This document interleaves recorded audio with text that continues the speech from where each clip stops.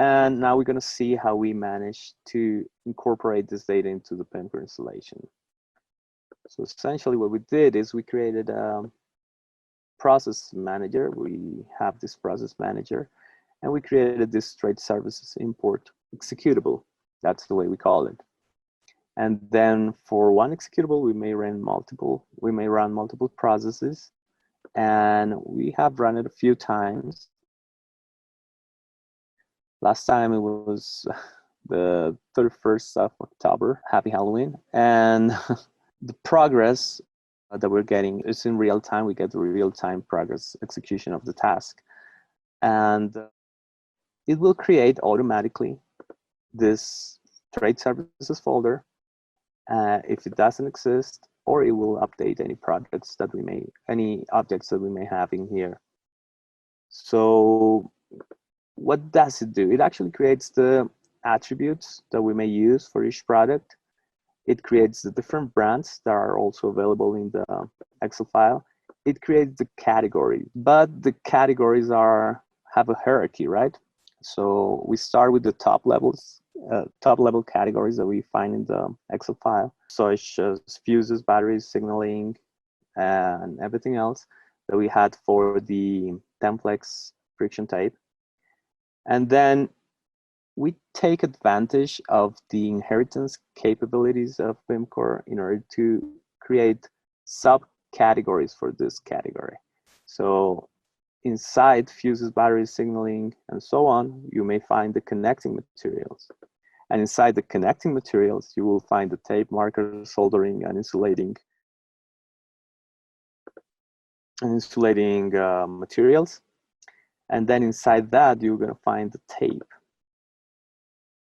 For each category, we may have its name in multiple languages. Right now, we are just using English, but we would be able to add Spanish and German as well.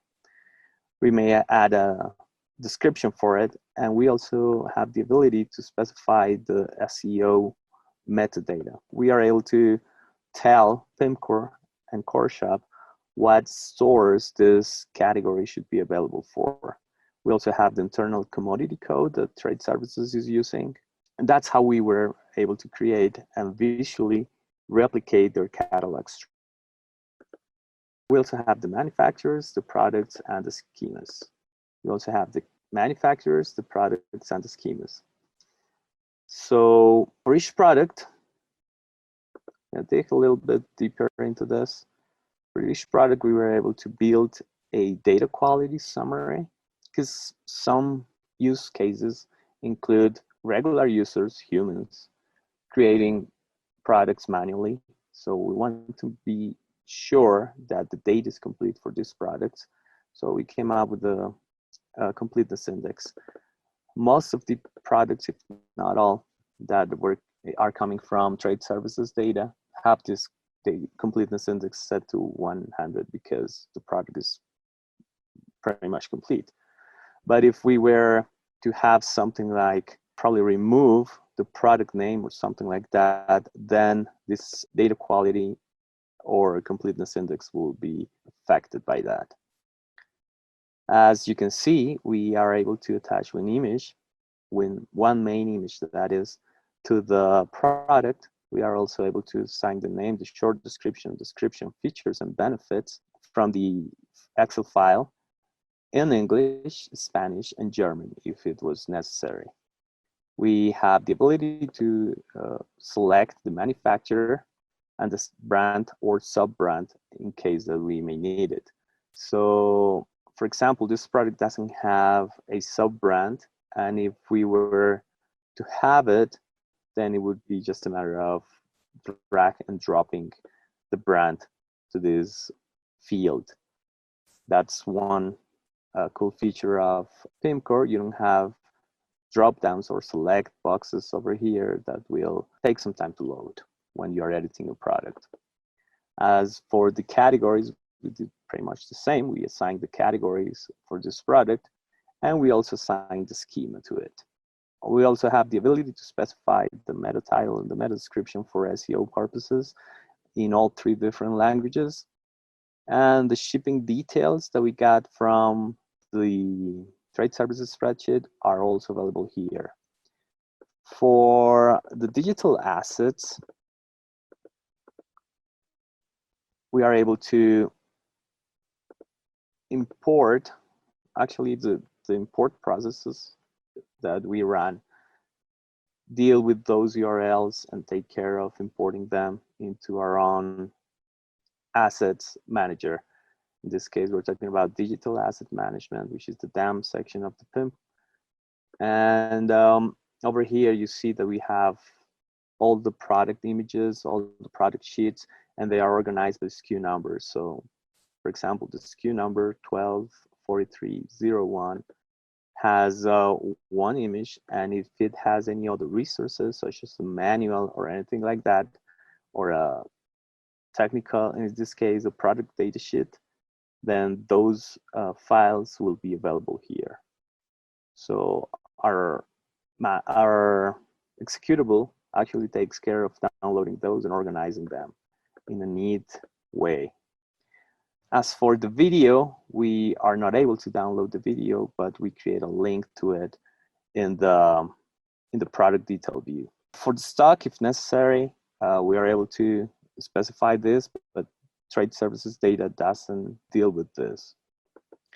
The price, so we created a price for each of the stores. Like I mentioned, we have two stores, one that's B2B and one that's B2C. So we have the different prices that came in from the spreadsheet.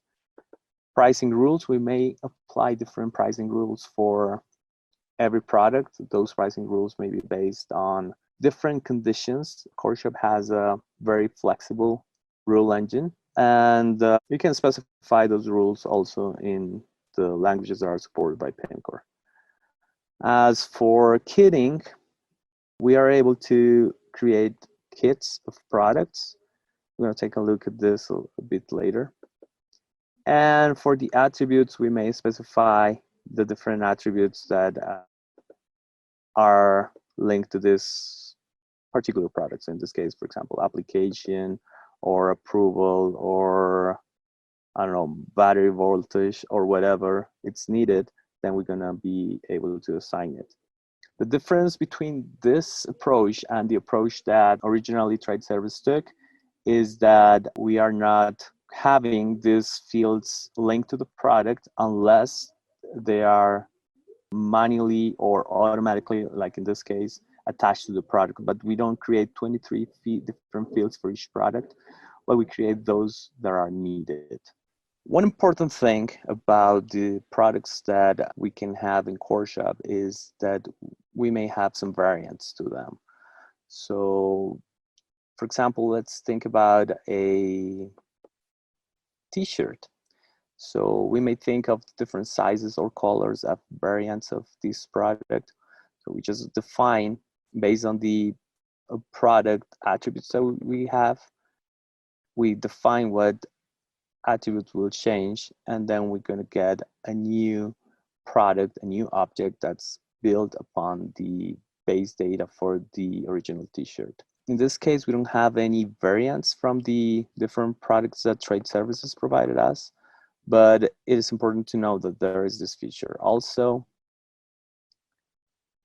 I just want to point out that these products and categories that we created are 100% compatible with our e-commerce engine, and therefore we are able to just use them in our front end.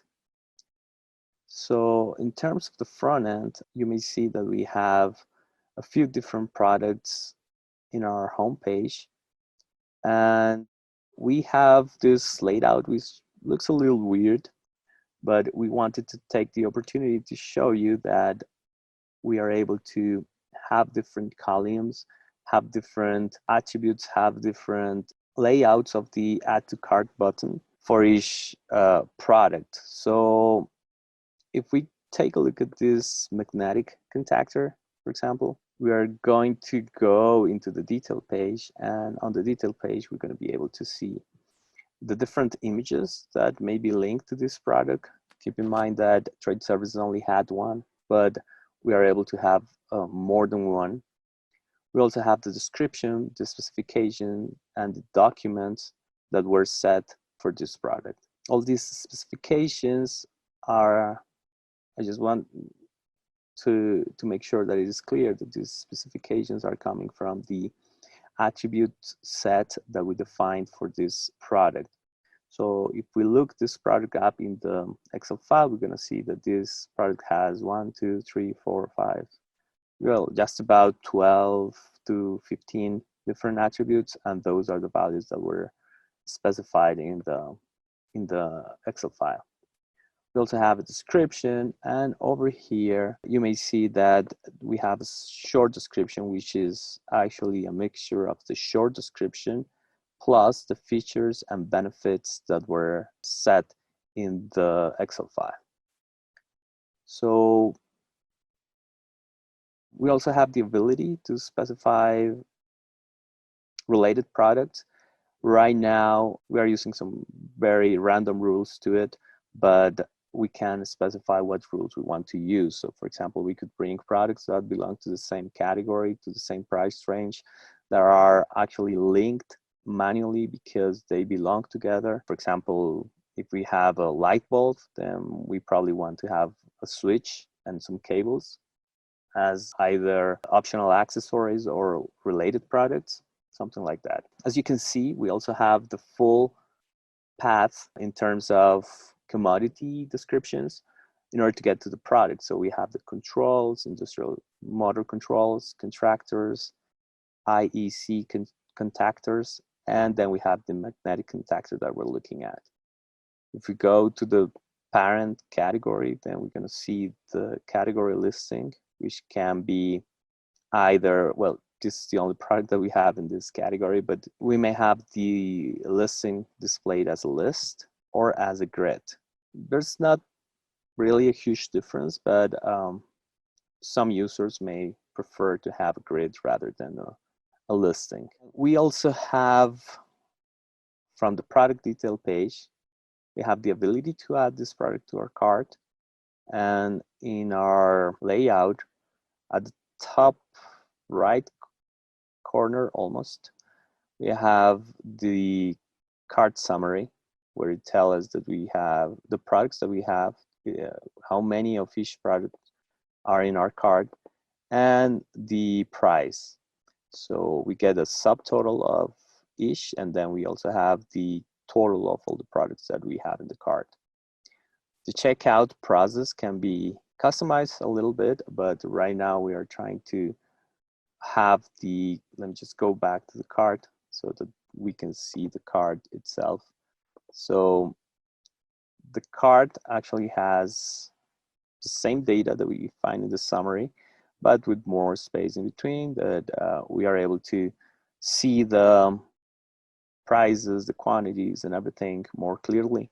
And we also have the ability to specify the taxes for each product. The taxes is also are also based on our rule engine, which is pretty flexible. We may specify taxes by city, region, country, depending on whatever is the regulation for each of the countries or regions that you are selling this product to. We also have vouchers and discount or promo codes that can be applied to the totals. And the checkout, like I was saying, can be customized, but we usually try to stick to the possibility to have customers that are guests, so they don't create an account in our e-commerce platform, but they provide all the information for this sale. But if a customer is a recurring customer, he probably wants to register and create a new account so that he doesn't have to put in the same data over and over again. So as you can see, we got the data from the database, or we could have put it in as a guest customer.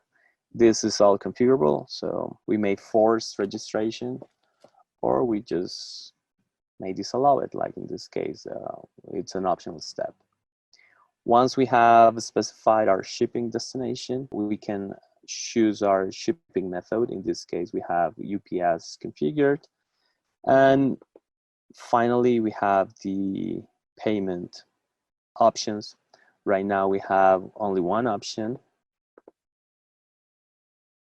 that is hidden, and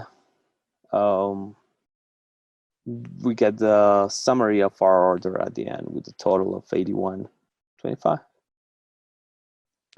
Now when we hit the buy button, then it's going to process our payment through a gateway, and if the operation is successful, then we're going to get, sorry, I forgot to agree to the terms and conditions.